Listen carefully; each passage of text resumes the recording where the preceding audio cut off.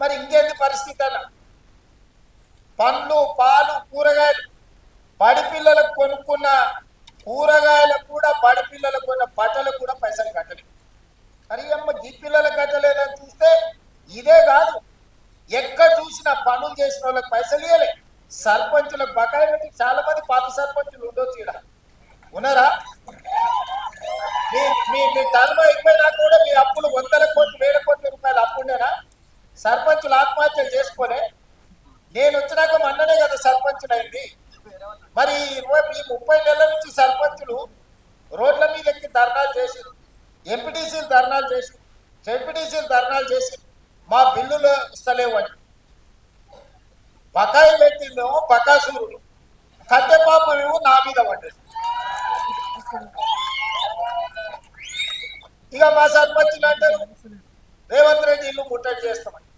సంతోషం, రాడి వస్తే సాయం వస్తాం, టిఫిన్ పెడతా. నేను ఎప్పుడైనా ఎవరైనా రానియలేదా? నేనేమన్నా ఫామ్ హౌజా?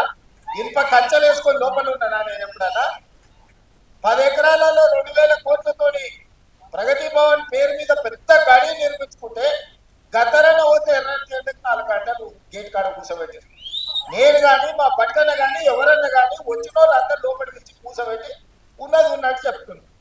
ఆ మధ్యలో మా అధికారులు అన్నారు, సార్ నువ్వు ఉన్నది ఉన్నట్టు చెప్పక సార్, నీకు దండం పెడతాను. ఎందుకయ్యా అప్పు ఉంటుంది అన్నారు. నేనన్నా అప్పు ఉండదు అని చెప్పి నువ్వు షేర్వాణి వేసుకొని తిరిగితే లోపల ఉన్న పరిచయాలు వాళ్ళకెట్లా తెలుస్తుంది? లోపల బనీకు పక్కలే ఉన్నాయి, డ్రాయర్కు పక్కలే ఉన్నాయి, అది లేనే లేదు. మీద షేర్వాణి వేసుకొని నేను నవాబులని చెప్తే ఏం లాభం అయ్యా? మనం నవాబులం కాదు, చంద్రశేఖరరావు దెబ్బకు బికారులుగా మారినాం. ఈ వాస్తవం వాళ్ళంతా మనోలే, వాళ్ళకి చెప్పాలి కదా.